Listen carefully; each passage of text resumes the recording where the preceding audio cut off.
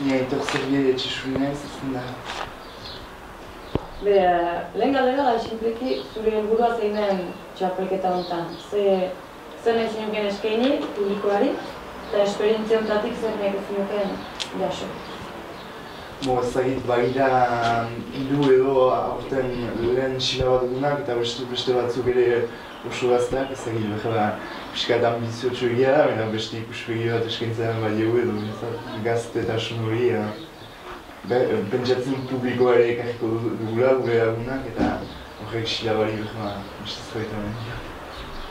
Eta azkut zer nahi zinuken jaso esperientzia honetatik?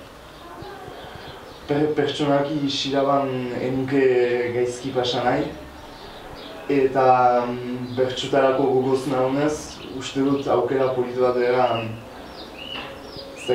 bertsolaritzan beste urratxo bat emateko eta nire burua zagutarazteko.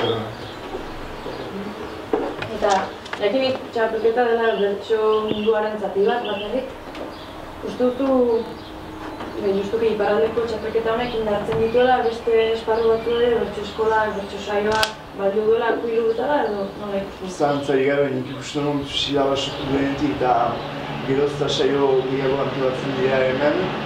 Eta noski bertso eskolako jentzat ezagik gazte batzukola kantuz ikusta ere uste dut haientzat akuilu izan daitekela.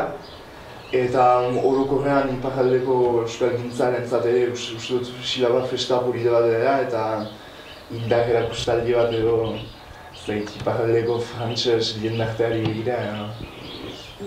Justuki euskararen mundua jakinik txikia dela, importantea da zure ustez bertsolaritza bezalako praktika bat indartzea euskal saio horretan?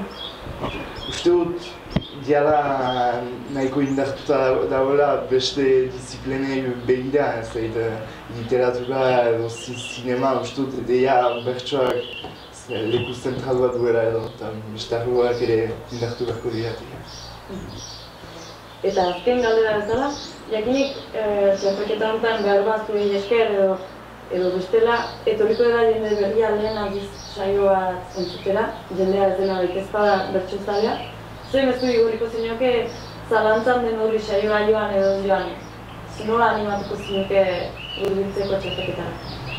Berba, bertso saio batera inoiz joan ez den hori pixkat beldurtzen da edo aspertuko dela edo, baina erranen nioke saioan nik uste ongi pasako duela, nik uste silaban maila ona egonen da eta ez du beldurtze horik saioan gozatu da.